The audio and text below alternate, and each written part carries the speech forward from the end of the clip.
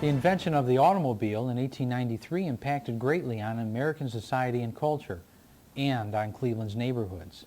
Many neighborhoods in Cleveland were already built up in 1893.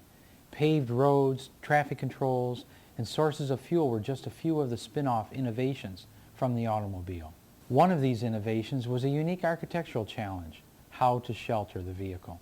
In a 1913 Collier's magazine, Collier's warned that a car stored in an unheated place could result in frozen radiators, rattling doors, a cracked frame, and flaking paint. Thus, the introduction of the modern-day garage. Today's garages are direct descendants of carriage houses and stables that were in existence throughout Cleveland's neighborhoods. However, for those car owners who neither had horses nor carriage houses, early garages were little more than sheds. Because cars were expensive and had to be purchased without installment plans, the cheapest storage possible for most Americans was a portable garage, built and shipped in sections. The portable garage was marketed to renters as a garage that could be taken from place to place as the tenant moved. Other types of early garages included a pergola in the arts and crafts movement, and also garden garages, which were built in the tradition of gazebos or other garden structures. Attached garages added onto the side of the house came into full flower in the 1930s. These garages had the advantage of increasing the apparent size of the house. There are a number of different types of garages in the city of Cleveland. You'll be seeing those different types, including a garage that has a Latvian motif. As you know, Cleveland is a very diverse city with 57 different nationalities living in it, and this garage has a traditional Latvian design on the front of it. It was a former carriage house of a house that was built in the 1890s. In the Cleveland Housing Court, we see many violations in which garages are cited for being out of plumb, deteriorated, garage doors hanging, the roofs caving in. Usually the garages are the first things to go on homes. In this program, we'll be examining a number of the garages in the Cleveland area. Jim LaRue of House Menders, Inc. will share his expertise on garage maintenance.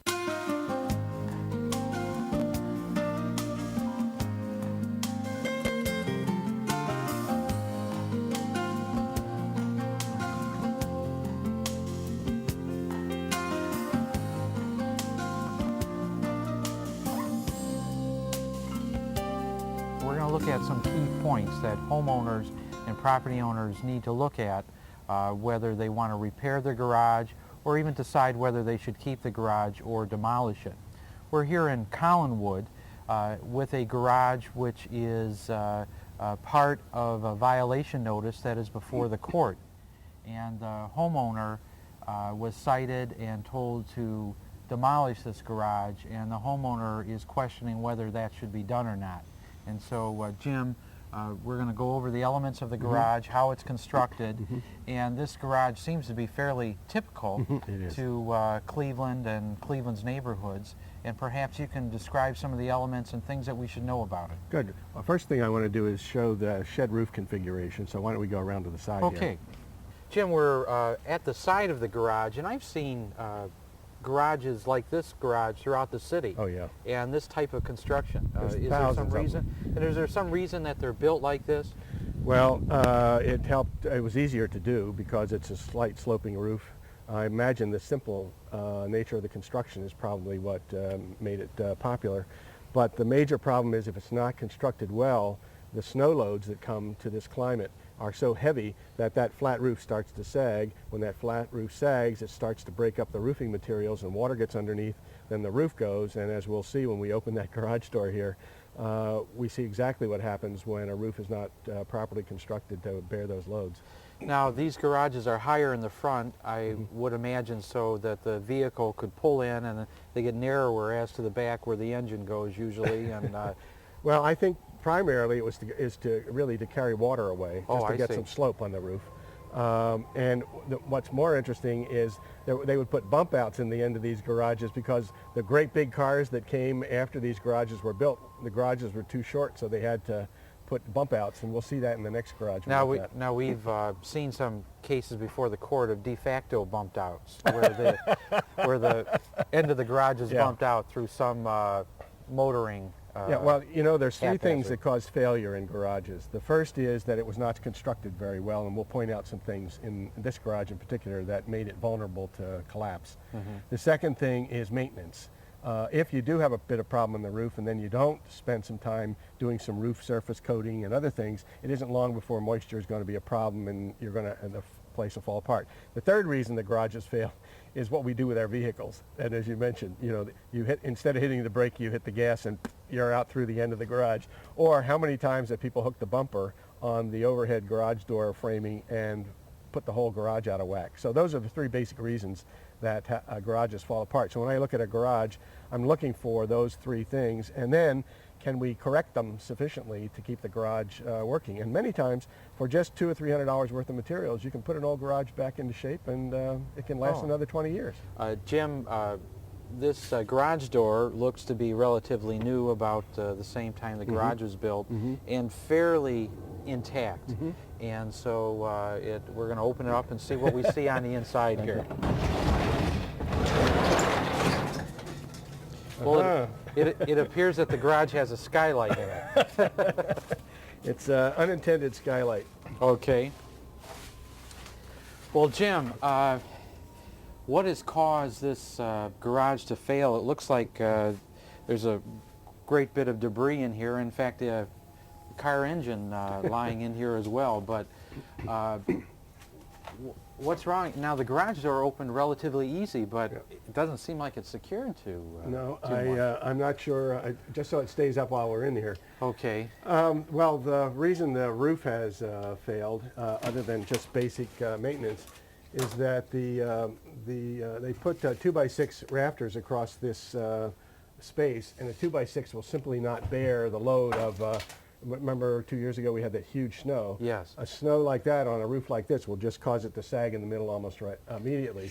So these should have been at least 2x8, or if not 2x10s, to give the necessary support. So once that roof sags, and then the roofing material breaks up from the stresses, then the snow lying on there just moves right up underneath that siding, soaks the wood, and very often it's the winter snow that can be worse than even the spring rains, because the spring rains come and go, but that snow lays on there sometimes for weeks, and then we have freeze-thaw cycles. It melts and it freezes, melts and freezes, and that water gets back underneath, and pretty soon you have the wood members rotting, and then the beams start rotting, and then the whole thing is gone. So it's not only the moisture, but the weight, constant weight, and then moisture coming in, on a right. real steady drip, Right. causing these beams to rot. Yep. Now, it doesn't appear that this wood is womanized, which means treated, and it doesn't need to be. It shouldn't have to be if the roof is functioning That's properly. right, and that's one of the reasons to keep the roof intact, Right, is that exactly. it just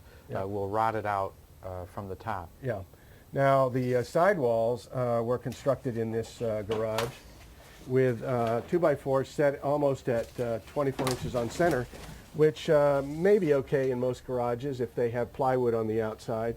But the framing here is really suspect, because it's not resting on top of, in other words, it's the nails on these materials that is literally holding the roof up. So you have nails holding the roof up, instead of framing members lying on top of 2x4s, and then the roof sitting on top of that. So that's a weakness, though I don't see that it's been a point of failure. It's a point of weakness in the structure. Well, usually in the older garages, these are in 16-inch centers rather than on And I this wider usually, span. I usually like to recommend that anyway. It's just, for the few dollars extra it is in a garage, it just adds that much more strength. But the other thing is that if they use plywood sheathing up against on the outside, and here they just use a hardboard, which is not quite as strong, then it will, even with the 2 foot on center, at least will hold it so that the garage is not terribly bad as far as racking is concerned. But below this is where we have another major problem, right? And that's the sill plate. And it's very important that the sill plates in a garage be above the garage floor, because number one, we have all the water coming through the roof, but the snow, and here we've got the whole base sill plate of this garage is just rotten wood, you see? And there's even tree roots growing in the wood. And I So- see there's a insect infestation in it too. Yep. Probably because of the moisture. Moisture. And then what happens is the studs at the bottom of the wall right here start to rot. And these are now starting to rot. So that's the next major problem, is once that sill plate is completely gone, you've got another problem. Now, this garage could be reworked, but it would cost a considerable amount to do it. You'd have to jack these sides, and so you could get fresh plates underneath.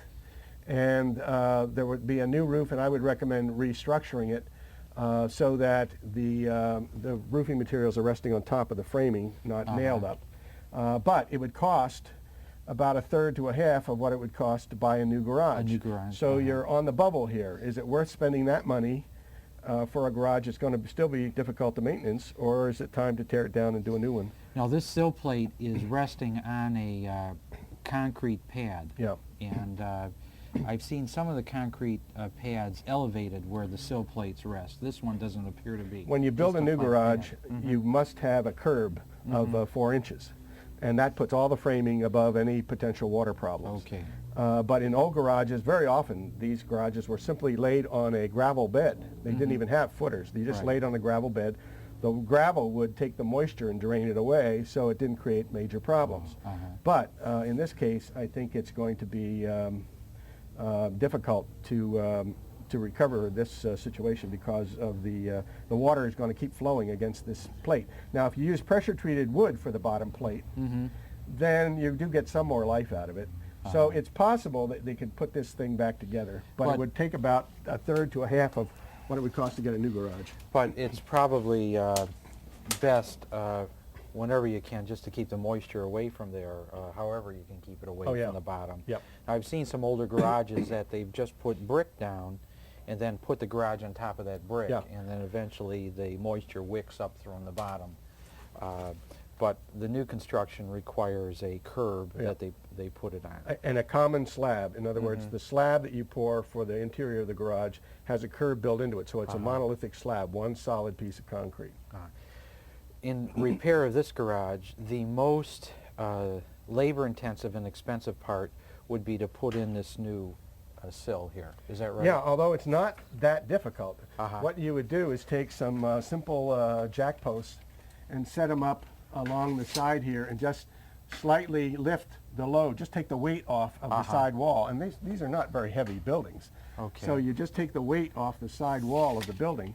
And then when you have the weight off, then you can just take a Sawzall and cut the nails off to the plate below. Pull that whole plate out. And then put a fresh plate back in.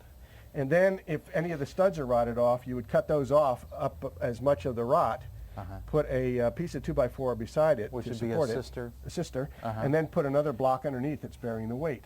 So I've done that with I don't know how many garages over the years in city rehabs.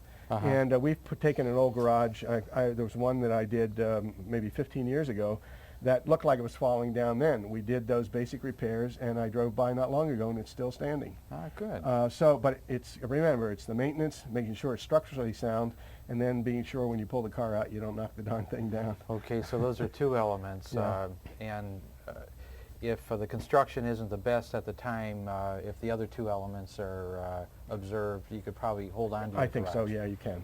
Yeah. Now I see these strips nailed to the 2x4s to keep the garage from Right. shifting That's to and keep twisting. it from is that racking, right. Now, Now, if a garage does rack, and every once in a while you see one, it just looks like it's trying to lay down, what a contractor will do, and that's the kind of thing that a homeowner needs to be very careful about messing with themselves. They maybe need to get a contractor. And the contractor uses a tool called a come-along. It's a Yes. device that they would fasten a cable to the side of the garage, then fasten it to a tree or something away, and then they just keep cranking until they get it straight. Then they would come in and put a cross-brace piece like this on To the hold it garage, in. or put sheets of plywood on the inside that would also give it the strength that it needs to be square again. I've seen people use a come-along, but exert too much pressure and the garage has collapsed. Oh too. yeah, and that's So why I don't recommend that homeowners try that if they're not familiar with what you're doing. Whenever you start moving a structure that has settled in one direction over many, many years, and you try to get it to move another direction, you can create all kinds of problems. So it really ought to be done by somebody who knows what they're doing. Okay, this one appears to be leaning a little south, so I think it's maybe trying to move toward the sun. Yes. It's gotten so much water, it needs a little to dry out. A little dry out time. right. We're in Glenville looking at a garage that is fairly typical for Cleveland's older neighborhoods, and this garage has a particular type of door, which is a swinging door rather than an overhead door. And Jim, if you could sort of go over the elements of this door, and we'll see how it works. Well, right now it's not working very well. Oh. It's starting to come apart. The panels are starting to pull out, and rebuilding and redoing a door like this could be quite expensive. Mm-hmm. Now you can make some short-term repairs, like putting some angle bracing on the corners to give it, make it rigid. And if you square the garage to make sure it's right, and then what I would do is pull the doors off, recondition them, and then put the doors back I see. on. Okay. So that what often happens is these doors are so heavy they rack, Mm-hmm. and I'm sure that's what happens with this door. It's quite expensive. If you're doing a restoration project in an old neighborhood like this, you might want to spend the time and the money to do these doors and do them back to right. But it probably would be cheaper to take these doors off and just put a large overhead door that most people would feel more comfortable with anyway. Well, you know, I had doors like this on my garage, and the doors are beautiful, and they match the garage and match the house. But in the winter, you know, trying to shovel the snow to get the Good door point. open, you get the car halfway out, and the wind comes and blows the door closed on Yep. you. So it's quite a hassle, and so that's why many of these doors are replaced. Exactly. But And there's a lot of maintenance. It's constant maintenance. Just having that door open sitting in the snow means that moisture is wicking up into that lower wood surface. But if people want to save the doors for economic reasons or historic accuracy reasons, it can be done. Yes. But it's maybe a difficult task. Very difficult. And probably not a do-it-yourself task. It's probably something you'd have to have someone do. Again, it's pretty labor-intensive, and that's where the money would be. Mhm. Now this door opens pretty well. This, Yep. at least this one does. And here we see 50 Chevrolet inside of this Isn't garage. that a marvelous old thing? Yeah, it really is. And that's the great part about Cleveland. You never know what you're going to come Oh, across. I know. I bet you there's cars like this in garages all over the city. And I know before the court, we probably have 3 defendants who have cars sitting in their garages that are as old as this one. And all they've done is tried to maintain the property the best they can and just kept the car because it was the family auto and never wanted to sell it. Yeah. Jim, it looks like we have similar problems in this garage that we had in the other garage. This garage is much older Yeah. by about 50 years. At least. And I see that the 2x4s are really 2-inch by 4-inch in here. But there's a similar condition. Can you explain what we have here? Yeah, again, remember in the other one we saw the sill plates had rotted out. The same thing has happened here. This is the wood that's in the sill plate, and you can see that the concrete floor is here, and the 2x are about, the base plate is about an inch lower than the floor. So that meant that all the water that was on this floor would drain onto that sill plate and rot it. Now what you can do is remove all that rot, and then if you can jack the surface up, Okay. then you could put a double plate of pressure treated 2x on the bottom, which would bring it one level higher than the floor, and then the pressure treated wood would not be vulnerable to the moisture. So you jack it up and put 2x4s. In this case, Pressure we put treated? 2 so that we have the whole thing a little higher. Then we cut these studs off about 3 inches up to cover for the 2x. And then we would have a fresh new plate on the bottom. And then what we would do is put a piece of 2x on the side here to give strength to this, and then cut a small piece that would go underneath the front here where you'd cut the 2x4 off to as high as the rot went on the 2x. Now really the rot is only in the sill plate in this thing. There's really not a great deal. So the primary problem would be jacking it just enough to take the load off, and then cutting it off the 3 inches, and then putting the new base plate down underneath. Okay. And in this case, this garage originally, the sill plate was 2x4s rather than 2x6s. Right, exactly, right. And so that's what you would, because of the concrete, that's what you would replace it with. and you'd use a sawzall or cut saw, I believe, Yeah. to get in and cut the bottom of those 2x4s. Yeah, that way you'd be able to continue to use this, and well, one of the good things about pressure-treated wood, it does make it possible to keep one of these old garages without having to put a whole new slab underneath it. But I want to show you a little trick on the outside that I also recommend. Oh, okay, let's take a look at that. Jim, this garage is old, probably about 70 years old, and people question whether or not they can get the materials or not. And I see that we have a piece of siding. This is what's Yep. called drop siding. Drop siding. And most lumber yards carry it because, especially city lumber yards, because there are so many garages that use this drop siding. So if you have to replace some pieces, it's not difficult to find. And this siding has lasted a long time, and most of it appears to be pretty solid. Although you can see the stresses and strains that this side of the garage is bowed in. Yep. You know, other garages we've seen are bowed out, Yep. and I guess that's all from the structure that they're attached to. Yeah, and then when that plate rots at the bottom, Mm-hmm. then any pressures against the wall means that the wall will bend with that pressure. When you put a new plate back underneath, then you straighten the wall by fastening it to that plate, and then the wall will be straight again. Now, apparently some moisture is coming from the outside, coming off of the roof. What do you need to do at the bottom? What would you suggest we do on this one? Well, it's not uncommon for the siding in these old garages to literally go down to the soil level, which means they wick moisture, rots, and that's one of the places where the rotting of the sill plate starts, is from the outside. What in this case I would do, and a little trick I've used for years, is taking this part out and then taking a piece of pressure treated wood, cut a 45-degree angle on the top of it here. A lumber yard would do it for you. Then after you've torn this out, you'd slide that up so it's a simulated piece of siding underneath that's touching the ground, and because it's pressure treated, it's not going to be vulnerable to the moisture. Okay, or insects and decay. Exactly, right. So it's just a simple little trick that you can use instead of putting, this wood is not cheap that you get at the lumber yard. So taking a piece of pressure treated wood gives you much more life at the bottom, and it protects the interior as well and keeps some of the outside water from draining.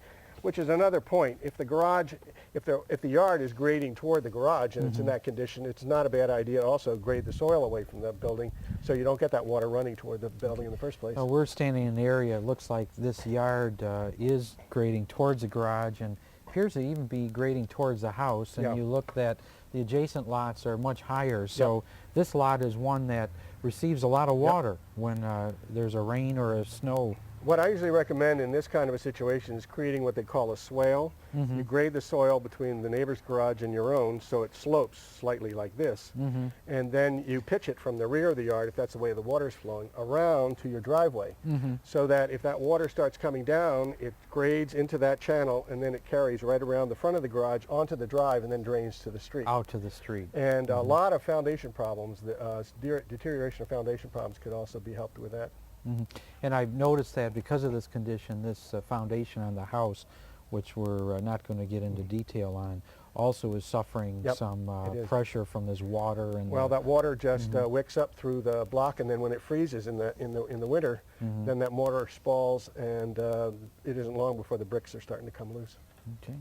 Jim, you know, this garage is over 50 years old, and I know that during its life, people have had to put on roof after roof after roof, and it's the roll roofing generally that goes on there.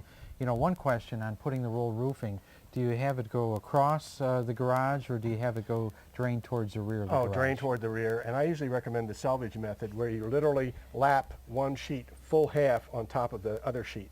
So what you end up with So when a you're full done, half. a full half. And so you have to use twice as much roofing. Exactly, though. but it only costs 10, 12, 13 bucks a roll. For a roof of 400 square foot roof, it doesn't take long, it doesn't take very much money to put on that extra material, and you get so much more life out of that extra material. And so the seam should be on a roof going from front to rear according to the drainage? You start at the rear and work back so that the last piece you're putting on is lapping on top of the other, so that the lap is in the direction of the pitch. So rather than having the water running along the seam, it runs down Right. to the rear of the garage. And the only thing is, again, in the winter when there's snow on it, you can get water backing under those seams, and you want to be regularly putting roof cement under them. Under them to keep the water out from there. Yeah, right. Well, with the rolled roofing that you put on, it seems like it doesn't last very long. Oh, about every 2 or 3 years, you're back to patching it. And are there some new materials that are available for people to use on that? There are a couple. One is called a modified bitumen. It's like a built-up roof of felt and asphalt and felt and asphalt. And you can use that on these roofs now, and you get many more years of life. And then there's a whole new generation of product. This is a rubber roof, literally feels like rubber. It's called EPDM. The only thing is you've got to make sure that all of the old asphalt materials are off, because asphalt destroys this rubber. Oh, I see. But then you put a fresh plywood sheathing down, and then if you apply this material with contact cement, you can probably get many years of life out of it. It just takes a lot longer, and it's quite a bit more expensive. But if you can put that money into it, then you're probably not having to worry about the roof surface. Jim, we've seen garages that are 20 years old that have failed and are falling apart. We've seen garages that are 70 years old that are falling apart and failing. And here's a new garage. The old garage had to be demolished, and they built a new garage. What are some of the things that we should know about this garage in light of the other garages that we've seen? Well, the number one thing is you'll notice that it's a gable roof, and it has a pretty good pitch to it, which means that it's going to shed water as opposed to a shed roof, which just holds so much water on the roof. So that's a great plus. The second thing is they don't have the siding on this garage yet, but you can see that there is OSB siding or sheathing put on the outside of it.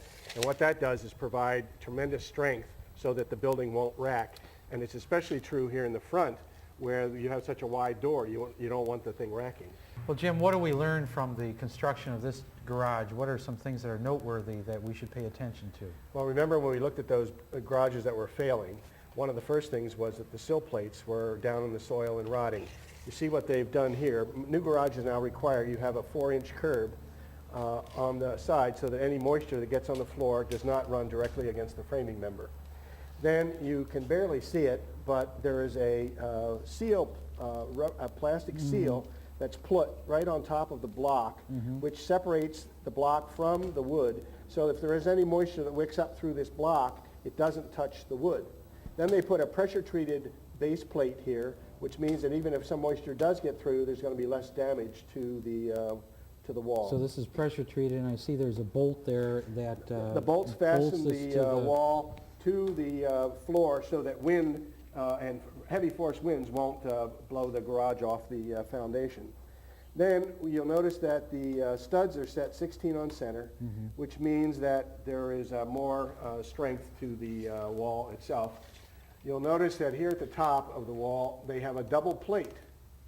And the main joists which run across to tie these walls together is resting on this plate and is right above one of the studs, so that any weight that you would put on this is being supported by solid members. You don't have nails, as we did in the other providing the support. So it's all structurally has an integrity of the structure where you're not relying just on a piece of Exactly. student need.